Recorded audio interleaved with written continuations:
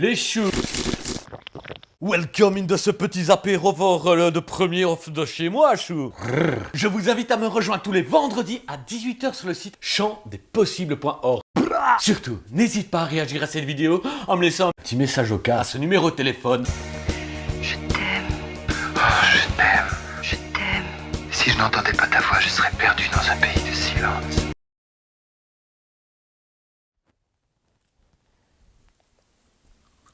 Au menu de ces vidéos, nous allons shooter des inconnus, questionner l'amour et la révolution, partager des paroles d'hommes et de femmes qui ont interrogé notre modèle sociétal et notre humanité. Jingle canapé.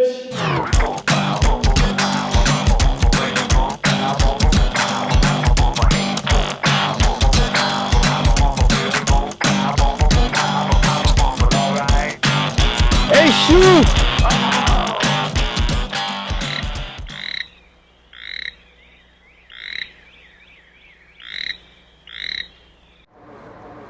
Bonne question.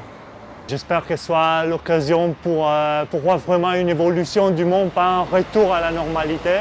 J'ai jamais conduit, donc moi j'aimerais bien qu'il y ait moins de voitures. Plus de bus. J'espère qu'il y aura plus de coopération entre les États, entre les peuples, et que cela amènera à une solidarité encore plus importante. Qu'il y a moins de pollution parce qu'il y a beaucoup moins de déplacements. Qu'on garde les habitudes qu'on a commencé à créer, comme faire des balades en vélo ou se promener tout simplement. J'aimerais bien en tout cas qu'au niveau des modes de transport, on récupère quelque chose d'un peu plus doux. Qu'il y aura plus d'emplois et voilà, et plus de respect. Déjà changer un peu le politique, non? J'espère surtout que le gouvernement arrêtera un peu de dire un peu n'importe quoi. Essayer un peu plus d'éradiquer le système capitaliste, quoi. Mettre la religion à côté. Avoir des femmes au Parlement. J'espère en tout cas que le comportement des uns et des autres aura changé. Tout simplement en espérant que les gens apprennent à mieux vivre ensemble. Avoir le monde avec beaucoup plus de solidarité, beaucoup plus de pardon. Mais que ce soit l'occasion pour apprendre un petit peu que les choses importantes dans la vie sont les connexions sociales. Faire déjà la fête tous ensemble, parce que quand on fait des fêtes ensemble et regroupés, on peut parler avec tout le monde, s'amuser avec tout le monde. Ça c'est sûr, plus de teuf, ce serait cool. C'est la proximité avec les chers, les amis, la famille. Une positive attitude. Surtout pas des robots. Les gens qui fassent un peu plus attention autour d'eux déjà. À prendre plus soin d'eux. Tout le monde peut plus de temps pour passer du temps avec les proches. J'aime que tout le monde va être des amis. Il y a peut-être moyen de faire autrement, de faire plus doucement, plus travailler comme avant, etc. En espérant que le monde se rapproche un peu, quoi. Révolution douce ou révolution forte, mais révolution.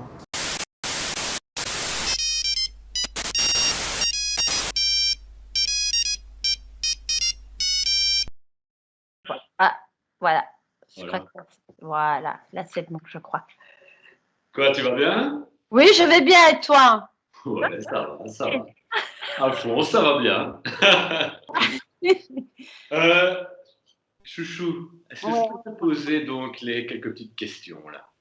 Oui, je suis prête. Tu es prête? Ouais, je suis prête. Ok. Alors, Chouchou, pour toi, en quelques mots, ça veut dire quoi la révolution? C'est quoi la révolution?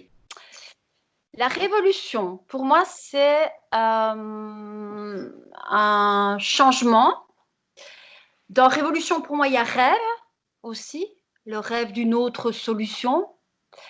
Dans révolution, moi, dans mon imaginaire et d'où je viens, dans la révolution, il y a aussi le fait de se battre, de combattre, de passer par les armes. Et je me suis souvent demandé si j'en serais capable, de dire est-ce qu'à un moment je serais capable de prendre les armes. Donc, voilà. Et oui, donc dans révolution, oui, il y a. Alors j'aime mieux le côté rêver une autre solution, amener un changement, voilà, en gros. Ok. Et j'ai envie de rebondir. Et pour toi, ça veut dire quoi l'amour? Donc moi, dans l'amour, c'est clair que pour moi, dans l'amour, la question de la possession, c'est pas posséder l'autre. Voilà. Aimer l'autre, aimer quelqu'un ou quelque chose, c'est pas vouloir le posséder, Pour moi, l'amour, c'est... Avec un grand A. Oui, dans l'échange, quoi. Je grandis avec l'autre et je suis dans l'échange. Voilà. Ok. Pas il est à moi, l'autre est à moi, je veux le posséder. Vraiment, cette notion-là n'est pas... Pour moi, ce n'est pas ça. Aimer, c'est pas posséder. Ok. Et la solidarité pour toi, c'était quoi? La solidarité, pour moi, donc, qui vient d'un milieu ouvrier, pour moi, c'est vraiment un concept particulier. Donc, c'est pas de la charité, c'est pas de la fraternité. Être solidaire, par exemple, moi, la solidarité, donc je fais le lien avec la sécurité sociale, c'est que je mets une partie de mon salaire dans un pot commun pour que tout le monde ait droit aux soins de santé, à l'éducation, tout ça. Donc, c'est vraiment un concept très particulier qui a été, de ce que j'en sais, amené en tout cas par le mouvement ouvrier en Belgique. Donc, je suis bien solidaire. Donc, être solidaire de quelqu'un, c'est-à-dire que moi, une partie de ce qu'on retire de mon salaire, elle va pour tous les Belges. Qu'ils soient de gauche, de droite, que j'aime ou que j'aime pas. Mais c'est ce concept de, oui, je crée un pot commun solidaire pour qu'on puisse tous se soigner. Et pour le moment, on se rend bien compte à quel point cette solidarité du pot commun, en tout cas, elle est très importante et fondamentale. Voilà. Et une petite dernière question, chouchou. Oui. Oh non, avant-dernière question. Avant-dernière question. Oui. C'est quoi ton utopie à toi? Donc, mon utopie. Deux, trois mots. Deux, trois mots. Donc, l'utopie, pour moi, c'est un monde où c'est-à-dire qu'il n'y ait plus d'inégalité et qu'on ait donc tous accès à des soins de santé, à un logement, à une nourriture saine et à la culture et à l'enseignement. Et donc, si, de la façon très humaine, qu'est-ce que tu dirais à un être humain qui dirige, les êtres humains qui nous gouvernent? Qu'est-ce que tu leur dirais, ça, d'une façon, voilà, c'est en quelques mots? Quelques mots. Un peu d'humilité, qu'il faut qu'ils arrêtent de se foutre de notre gueule. Vraiment, moi là pour le moment je suis gonflée à bloc et moi en tout cas j'oublierai pas, il faudra rendre des comptes et je ne me tairai pas, voilà. Ok, super, merci chouchou. Merci d'avoir répondu à mes questions, c'est super cool. Avec plaisir. Wow. Je te souhaite une très belle soirée chouchou. Toi aussi chouchou, prends bien soin de toi, hein. Merci, et toi aussi. Ça va? À très vite. À très vite. Et je voulais juste te dire que j'avais envie qu'il y a des trucs qui me trottent dans la tête et comme tu me fais ce petit moment de vidéo, c'est qu'on peut être confiné mais pas muselé. Voilà. Okay. Merci, Nico. Merci à toi. Bisous chaud. Ciao. Ciao.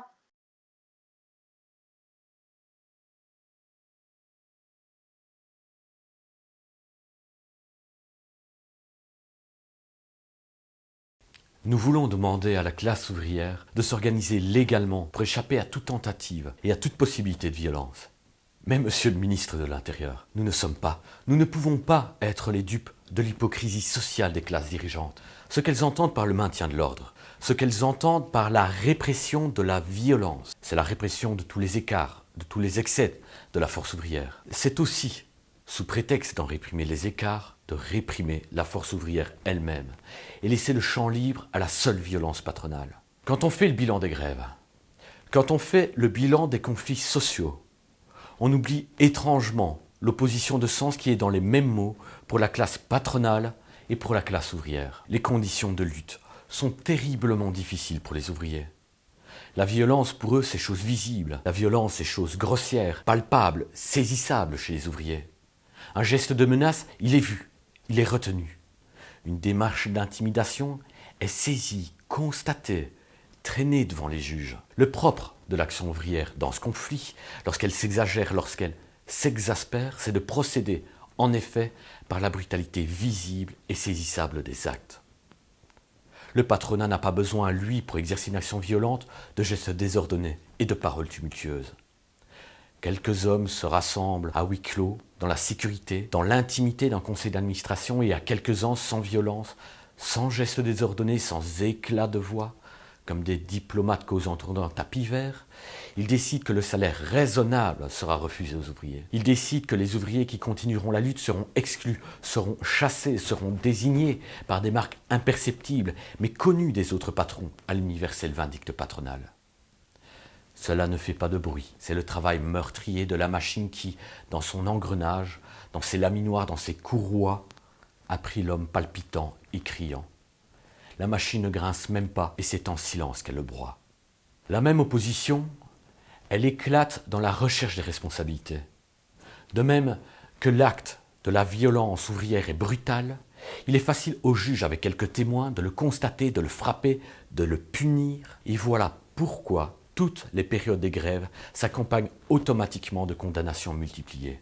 Quand il s'agit de la responsabilité patronale, laissez-moi vous dire toute ma pensée. Je n'accuse pas les juges, je n'accuse pas les enquêteurs. Je veux même dire ceci, c'est quel que soit leur esprit d'équité, même s'ils avaient le courage de convenir que de grands patrons, que les ingénieurs des grands patrons peuvent être exactement comme des délinquants, comme les ouvriers traînés par charrette devant les tribunaux correctionnels, même s'ils avaient ce courage, ils se retrouveraient devant une difficulté encore plus grande, parce que les responsabilités du capital anonyme qui dirige, si elles sont évidentes dans l'ensemble, elles s'enveloppent dans le détail de complications, de subtilités d'évasion qui peuvent dérouter la justice. Ainsi, tandis que l'acte de violence de l'ouvrier apparaît toujours et toujours défini, toujours aisément frappé, la responsabilité profonde et meurtrière des grands patrons, des grands capitalistes, elle se dérobe, elle s'évanouit dans une sorte d'obscurité.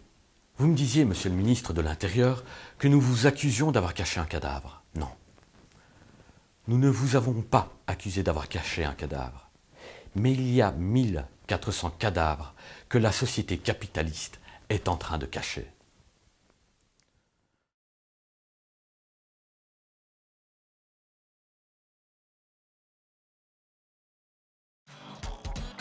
Eh bien voilà les amis, la vidéo est finie pour aujourd'hui. On espère qu'elle vous a plu. Si c'est le cas, n'hésitez pas à la partager sur les réseaux sociaux. On se retrouve vendredi prochain sur le site internet du Champ des Possibles. Un grand merci à toutes les personnes qui ont rendu possible de faire cette vidéo. Dernière petite chose, n'oublions pas que la politique est un bien commun et qu'il est urgent et nécessaire de s'en emparer. Les amis, je vous souhaite une très belle soirée, un beau week-end à vous tous et à très vite. Ciao ciao.